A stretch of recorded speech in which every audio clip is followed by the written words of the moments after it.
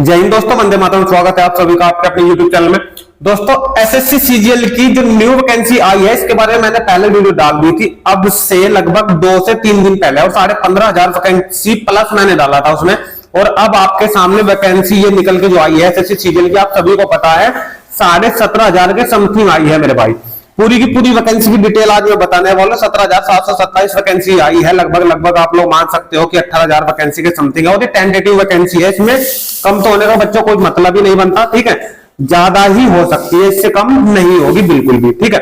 तो इस वीडियो के माध्यम से मैं पूरी की पूरी जानकारी आपको देने वाला हूं, कितनी इसमें एज मांगी गई है, किस पोस्ट के लिए, और एग्जाम सिलेबस, और जो आपका ईडब्ल्यूएस का सर्टिफिकेट है, वो सारी चीजें आपका कब का लगेगा कब का नहीं लगेगा। ये वीडियो देखने के बाद आपको कोई भी और एक भी वीडियो देखने की आवश्यकता नहीं पड़ने वाली है दोस्तों। तो ये वीडियो पूरी की पूरी एसएससी सीजीएल के बारे में पूरी की पूरी डिटेल बताऊंगा। और ये वीडियो मैंने आपको पहले बता दी कि वीडियो देखने के बाद आपको और कोई वीडियो देखने की आवश्यकता नहीं पड़ेगी। टोटल सिलेबस तक ये वीडियो में कंप्लीट कर दूंगा बता करके, ठीक है दोस्तों। तो लास्ट तक वीडियो में बनी रही। वीडियो अगर आपको अच्छी लगती है वीडियो को ज्यादा से ज्यादा शेयर कीजिए, लाइक कीजिए, कमेंट के माध्यम से बताया करें कि वीडियो आपको कैसी लगी है दोस्तों।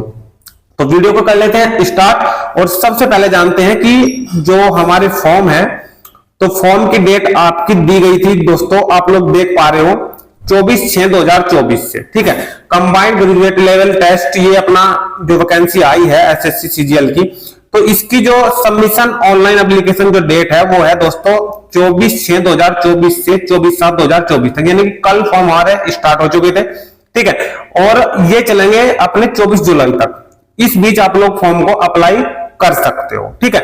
ये तो होगी अप्लाई की कंडीशन कि आप लोग 24/6 से लेकर 24/7 तक आप लोग अप्लाई कर सकते हो, ठीक है। अब बात कर लेता हूं दोस्तों, अप्लाई करने के बाद आपका एग्जाम होगा, ठीक है। टेंटेटिव शेड्यूल दे रखा है टियर फर्स्ट का, कंप्यूटर बेस्ड आपका टेस्ट होगा सीबीटी, और ये आपका दिखा रखा है सितंबर अक्टूबर 2024 में। सितंबर अक्टूबर 2024 में आपका ये दिखा रखा है दोस्तों। उसके बाद अगर सेकंड, जब यहाँ पे ये फर्स्ट की हमने बात करी तो सेकंड की भी बात कर लेते हैं, क्योंकि टेंटेटिव शेड्यूल इसका भी दिया हुआ है। तो सेकंड का शेड्यूल दिया है कि दिसंबर 2024 में हम करा देंगे, ठीक है। अगर ये फर्स्ट उन्होंने टाइम टू टाइम करा दिया सितंबर अक्टूबर में, तो फिर दिसंबर में ये होना तय है बिल्कुल निश्चित तौर से दोस्तों, ठीक है। चलिए, ये तो ऑनलाइन हमारे फॉर्म की बात होगी, और साथ ही हमने कर ली एग्जाम की बात। अब हम बात कर लेते हैं कि पोस्ट वाइज आपके किस प्रकार ये पोस्ट आपकी दी गई है, ठीक है। सारी की सारी पोस्टों के बारे में बात बताऊंगा मैं।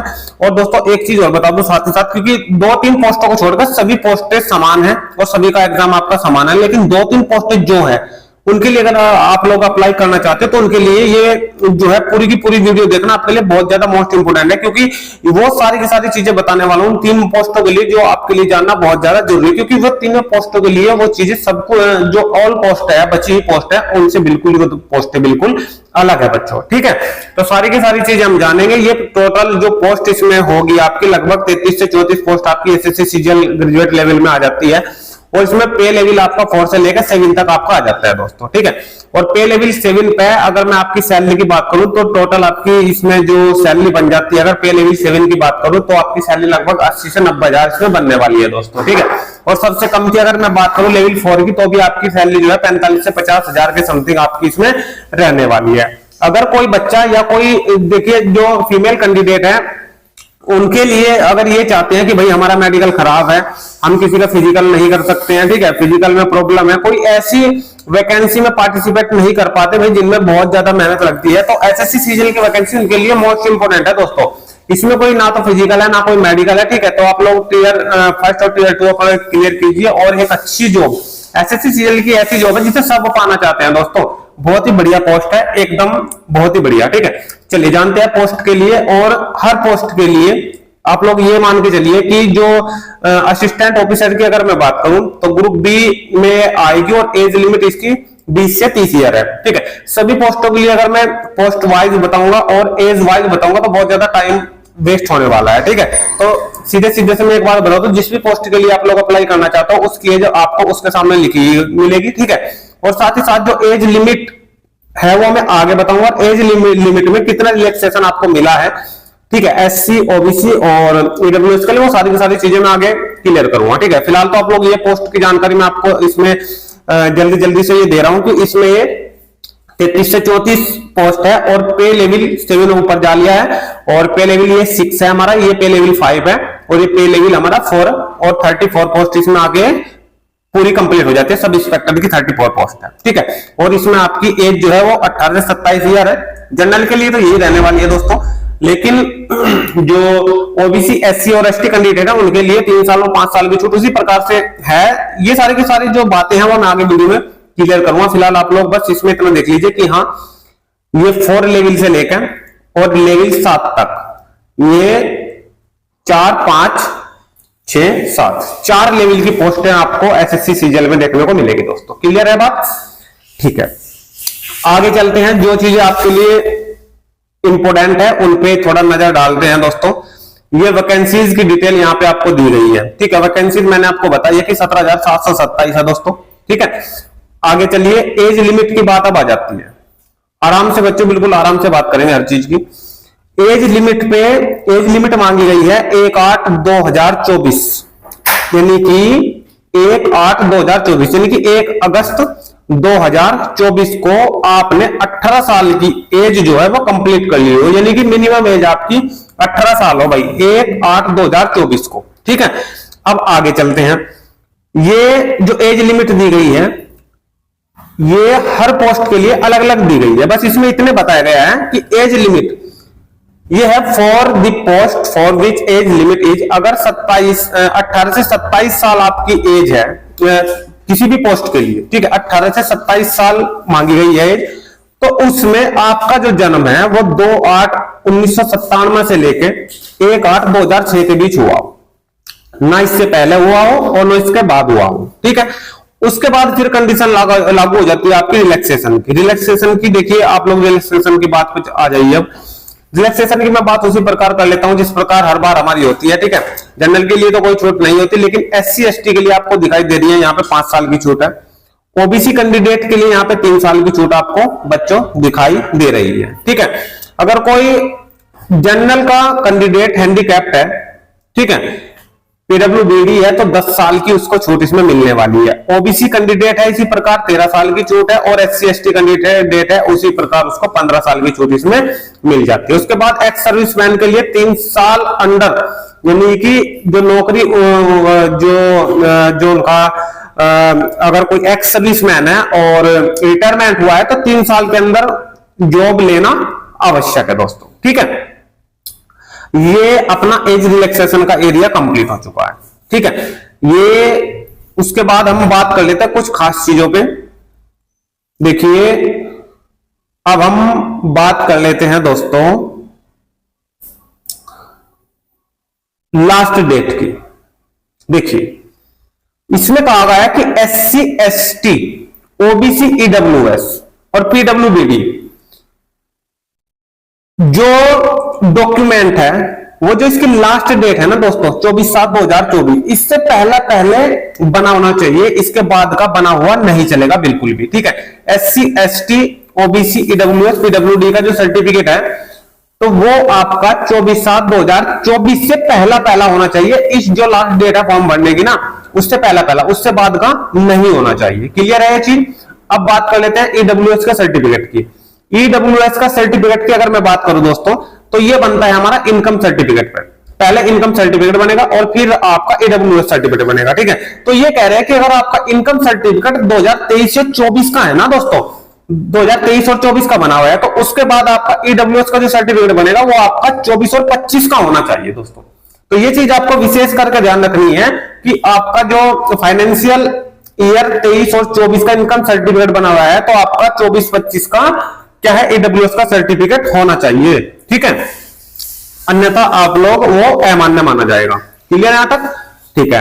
वैसे तो मैं सारी की सारी चीजें इस वीडियो के माध्यम से क्लियर कर दूं, कोई चीज नहीं रहने की, ठीक है। अब योग्यता के बारे में भी आगे बात करूंगा मैं, ठीक है, कि किस पोस्ट के लिए कौन सी योग्यता चाहिए, ठीक है। क्वालिफिकेशन के बारे में बात करूंगा दोस्तों, और उसके बाद फिर जो सिलेबस रहने वाला है टीयर 1 का टीयर 2 का, सारी की सारी चीजें इसी वीडियो में क्लियर कर दूंगा दोस्तों।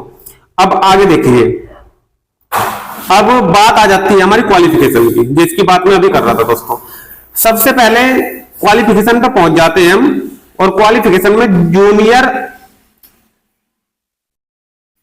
यानी कि जिसे हम बोलते हैं जेएसओ, इस पोस्ट के बारे में मैंने सिलेबस में भी बात करी थी परसों, ठीक है।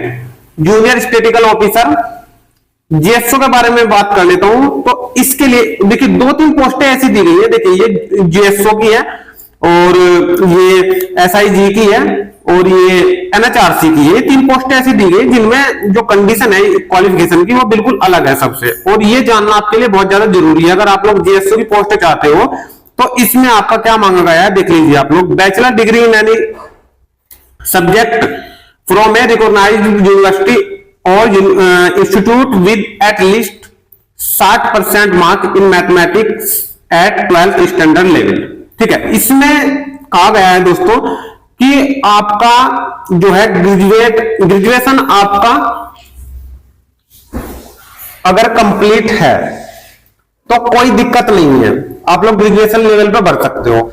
लेकिन अगर आप लोग 12th बेस पे भरते हो ना दोस्तों, तो आपका जो मैथमेटिक्स विषय है उसमें 60% मार्क्स होना अनिवार्य है दोस्तों, नहीं तो जेएसओ की पोस्ट आप लोग नहीं भर पाओगे। जेएसओ की पोस्ट के लिए आपका ग्रेजुएशन लेवल या फिर ग्रेजुएशन जैसे कि बीए बीएससी कुछ भी हो दोस्तों, बीए या फिर बीएससी आपका कुछ भी हो, अगर ये चीज आपके पास नहीं है और आपने सिर्फ इंटर किया है तो इंटर के साथ साथ 60% मार्क मैथमेटिक्स में होना दोस्तों अनिवार्य है, बाकी विषयों में चाहे जितने हो।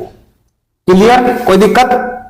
ठीक है, ये हमारी होगी जेएसओ की पोस्ट। इसके बाद में नेक्स्ट पोस्ट की बात कर लेता हूं, एसआईजी की स्टैटिकल इन्वेस्टिगेटर ग्रेड 2 की। इसकी बात मैं कर लेता हूं दोस्तों। इसमें कहा गया कि बैचलर डिग्री, देखिए सीधा सीधा था मैं बता दूं आपको इस पोस्ट के लिए कि बीए बीएससी ग्रेजुएशन के बेस पे आप लोग इस पोस्ट को आप लोग भर सकते हो। ठीक है, बीए किया हो या फिर बीएससी किया हो, बीए या फिर बीएससी किया हो। ठीक है, इसके अलावा और कुछ भी नहीं मांगा गया इसमें। क्लियर है?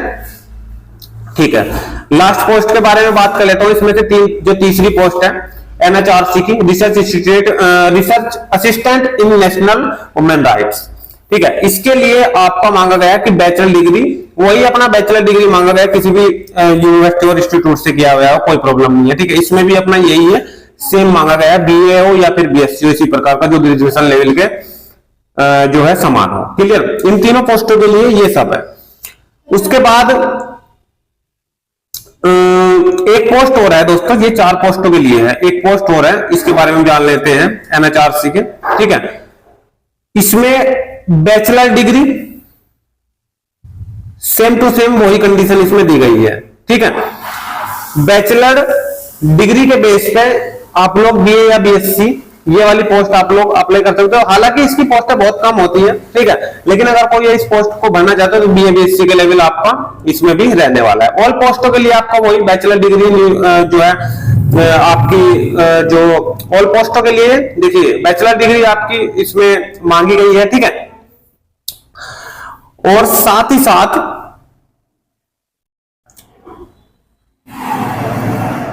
अगर कोई अपेयरिंग में है दोस्तों, साफ साफ कहा गया है, ऊपर जो है आपका अपेयरिंग में नहीं चलेगा। ठीक है, ये जो ऑल पोस्ट है, बाकी इन चारों पोस्टों को छोड़कर अगर आप लोग अपेयरिंग में है, यानी कि आपकी बीए या बीएससी कंप्लीट नहीं है, लास्ट ईयर चल रहा है, तो आप लोग अप्लाई कर सकते हो। परंतु कंडीशन ये है कि 1/8/2024 से पहले आपके हाथ में सर्टिफिकेट होना चाहिए, यानी कि उसका रिजल्ट आ जाना चाहिए और सर्टिफिकेट आपके हाथ में होना चाहिए 1/8/2024 से पहले। हालांकि डॉक्यूमेंट देखिए बहुत लास्ट में चेक होते हैं, परंतु 1/8/2024 से पहले आपका रिजल्ट आ जाना चाहिए। रिजल्ट तो चेक होगा निश्चित तौर से। ठीक है, और मार्कशीट पे जो है आपकी डेट भी डाली हुई होती है। ठीक है, लेकिन आपका रिजल्ट आ जाए तो फिर कोई प्रॉब्लम नहीं है। ठीक है, तो 1/8/2024 से आपका पहले रिजल्ट आ जाना चाहिए, नहीं तो आप लोग इसके लिए डिस्क्वालीफाई हो जाओगे, चाहे आपने एग्जाम दिया है या फिर नहीं दिया है। उसके बाद कर लेता हूं बात, जैसे आप लोग अप्लाई करोगे तो फोटोग्राफ के बारे में कुछ कंडीशन बताई गई है।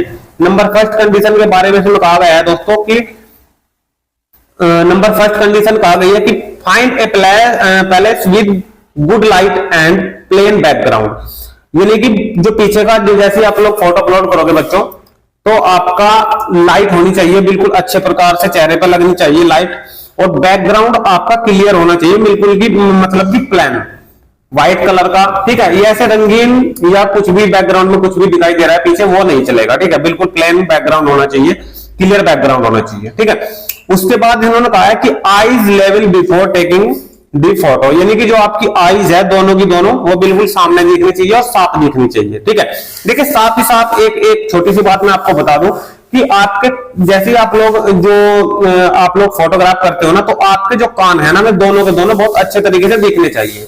ठीक है, ऐसे नहीं हो कि यहाँ अंधेरा आ रहा है, एक कान दिख रहा है, एक कान नहीं दिख रहा है। ठीक है, दोनों के दोनों कान आपके अच्छे तरीके से दिखने चाहिए और आईज आपकी बिल्कुल अच्छे तरीके से, लाइट में फोटो आपका खींचना चाहिए, अंधेरे में फोटो आपका नहीं होगा। ठीक है, उसके बाद एक कंडीशन और कुछ नहीं कि यहाँ फ्रंट उसने कहा है कि जैसे जो आपका जो कैमरा चलेगा, जो गोल वाला कैमरा होता है ना, तो आपका जो चेहरा हो उस गोल वाले कैमरे के अंदर हो। ठीक है ना, कभी ऐसा हो जाता है ना कि वो गोल वाला जो कैमरा हमारे चेहरे से थोड़ा हट जाता है, तो हटना नहीं चाहिए, बिल्कुल उस कैमरे में आपका बिल्कुल बीचों बीच आपका जो चेहरा है वो होना चाहिए। ठीक है, बस आगे ये सारी की सारी इसमें बस यही कहा गया फोटोग्राफ के लिए, तो एक कंडीशन और दी गई है ये। ठीक है, साथ ही साथ इसमें भी वही कहा गया है और कुछ नहीं कहा गया। ठीक है, और इसके साथ साथ एक सबसे लास्ट की कंडीशन है, इसे भी मैं आपको बता देता हूं। उन्होंने ये कहा है इसमें कि candidate should not wear a cap, mask और ग्लास। मतलब कि ये है कि जो ना तो सर पे कोई कैप हो लगी, मुंह पे कोई मास्क नहीं होना चाहिए, कोई ग्लास नहीं होना चाहिए, मतलब किसी प्रकार का कोई ऐसा जो है चीज ना हो जो फोटो में प्रॉब्लम पैदा करे। ठीक है, मतलब कि अगर आप लोग कैप लगाओगे सर पे तो थोड़ा सा चेहरा क्लियर नहीं आएगा। ठीक है, थोड़ा सा अंधेरे का जो उसमें है, थोड़ा अंधेरा आएगा उसमें। ठीक है, तो ये तो थी इसमें फोटो की बातें। फोटोग्राफ आपको इसी प्रकार से लगाना है दोस्तों। ठीक है, उसके बाद उन्होंने लास्ट डेट जो मैंने स्टार्टिंग में आपको बता दी थी वो ये है कि last date and time submission 24/7/2024 को रात के 12 बजे तक साइट क्लोज हो जाएगी। ठीक है, 24/7/2024 में। ठीक है, क्लोज हो जाएगी। उसके बाद अगर फीस की मैं बात करूं तो 100 रुपए फीस रखी गई है। अगर कोई फीमेल कैंडिडेट है, चाहे वो जनरल कैटेगरी से है दोस्तों, एससी कैटेगरी से है, ओबीसी कैटेगरी से, किसी भी कैटेगरी से अगर कोई फीमेल कैंडिडेट है तो उसके लिए फीस जो है वो 0 है, कोई फीस नहीं है। और ये 100 रुपए जो फीस है आपकी, ये जनरल कैंडिडेट के लिए और ओबीसी और ईडब्ल्यूएस के लिए। उसके बाद जो एसटी और एससी है, इन दोनों कैटेगरी के लिए आपकी 0 फीस है दोस्तों। ठीक है, उसके बाद फीस आप लोग जो जमा कर सकते हो वो कर सकते हो 25/7/2024 तक, यानी कि एक दिन और ज्यादा दिया गया है। उसमें 24/7/2024 तक अप्लाई कर सकते थे, लेकिन फीस आप लोग 25/7/2024 तक अप्लाई इसमें कर सकते हो। ठीक है, उसके बाद मैं बात कर लेता हूं, अगर आपके फॉर्म में कोई करेक्शन हो गई है बच्चों, और window for application form correction date, अगर आपको कुछ फॉर्म में सही करना है, कुछ गलती हो गई है किसी प्रकार से, तो आप लोग 10 तारीख से, यानी कि 10/8/2024 से लेकर 11/8/2024 तक आप लोग इन 2 दिनों में रात के 12 बजे तक आप लोग उस करेक्शन को सही कर सकते हो। किसी भी प्रकार की करेक्शन हुई हो, आप लोग अपनी करेक्शन सही करा सकते हो। लेकिन करेक्शन सही कराने से पहले आप लोग, मैं यही आपको एक चीज बताना चाहूंगा कि दोस्तों आप लोग बिल्कुल आप बहुत अच्छे तरीके से अपने फॉर्म को चेक कीजिए, तो फिर गलती नहीं होगी किसी भी प्रकार की। ठीक है, स्कीम ऑफ एग्जामिनेशन की अगर मैं बात करता हूं दोस्तों, तो कंप्यूटर बेस्ड आपका एग्जाम होने वाला है, और टीयर 1 और टीयर 2। ठीक है, टीयर 1 और टीयर 2 दोनों का दोनों सिलेबस पूरा बहुत अच्छे तरीके से दोस्तों बताऊंगा मैं, बस लास्ट तक वीडियो बने रहिए। और यहां तक की वीडियो अगर आपको अच्छी लगी है, पसंद आया है सारी की सारी चीजें, तो वीडियो को ज्यादा से ज्यादा शेयर करें, लाइक करें। जिसने चैनल को अभी तक सब्सक्राइब करना ही किया है ना दोस्तों, वो चैनल को जल्दी सब्सक्राइब करने के साथ साथ बेल आइकन को ऑन कर ले, क्योंकि बेल आइकन ऑन करने से आपको ये लाभ होगा दोस्तों, जैसे मैं वीडियो डालता हूं उसकी अपडेट आप तक सबसे पहले पहुंच जाती है। और साथ ही साथ क्योंकि ऐसे अपडेट में लाता रहता हूं, कोई भी किसी भी प्रकार की वैकेंसी हो, बहुत अच्छे तरीके से मैं डिटेल को हर चीज को बताने की पूरी कोशिश करता हूं कि बच्चों को दूसरी वीडियो देखने की आवश्यकता ना पड़े, एक ही वीडियो में सब कुछ उसे मिल जाए। ठीक है, तो टीयर 1 के बारे में पूरा का पूरा सिलेबस और टीयर 2 के बारे में पूरा का पूरा सिलेबस बताने वाला हूं दोस्तों। टीयर 1 सभी के लिए कॉमन है, और टीयर 2 में 3 पोस्टों के लिए पेपर आपका अलग आने वाला है। ये समझना आपके लिए बहुत ज्यादा जरूरी है, वो कौन कौन सी 3 पोस्ट है, उनके लिए एग्जाम आपका अलग आएगा। बाकी जो पोस्टें बची है उनके लिए एग्जाम आपका अलग आएगा। किन पोस्टों के लिए टाइपिंग है, किन पोस्टों के लिए टाइपिंग नहीं है, ये सारी की सारी चीजें मैं आगे इस वीडियो में बताने वाला हूं दोस्तों। ठीक है, तो ये आपका सिलेबस यहां से स्टार्ट हो चुका है। ठीक है, सिलेबस के लिए मैंने आपके लिए बहुत अच्छे तरीके से मेंटेन किया है, उस सिलेबस की ओर चलते हैं। ठीक है, मन भी लगेगा थोड़ा सा बताने में और आपको समझने में भी थोड़ा आसान नहीं होगी दोस्तों। ठीक है दोस्तों, ये पूरा का पूरा सिलेबस है, लेकिन मैंने आपके लिए बहुत अच्छे तरीके से सिलेबस को मेंटेन किया है, बहुत मेहनत करी है मैंने आपको सिलेबस के लिए। उसकी वीडियो मैंने परसों डाल दी थी दोस्तों, उसका लिंक मैं डिस्क्रिप्शन में भी आपको दे दूंगा, और आपको साइड में जो दिखाई दे रहा है ना दोस्तों, 2 वीडियो दिखाई दे रही है साइड में, इसमें आपको एक सिलेबस की वीडियो दिखाई दे रही है। आप लोग क्लिक करके पूरा का पूरा सिलेबस टीयर फर्स्ट का टीयर सेकंड का जान सकते हो। पूरी डिटेल बहुत अच्छे तरीके से मैंने मेंटेन करके बताया है आपको, बहुत मेहनत करी है दोस्तों मैंने उसमें। अगर आपको वो अच्छा लगे सिलेबस पूरा का पूरा, और ये वीडियो भी पसंद आई है, तो वीडियो को अधिक से अधिक शेयर कर दो दोस्तों, और चैनल को जल्दी से सब्सक्राइब कर ले। सब्सक्राइब करने के साथ बेल आइकन को ऑन कर दो, क्योंकि ऐसी अपडेट आपके लिए मैं लाता रहता हूं दोस्तों। ठीक है, तो मिलते हैं नेक्स्ट वीडियो, तब तक आप सभी दोस्तों का बहुत बहुत धन्यवाद। थैंक यू, जय हिंद, जय भारत।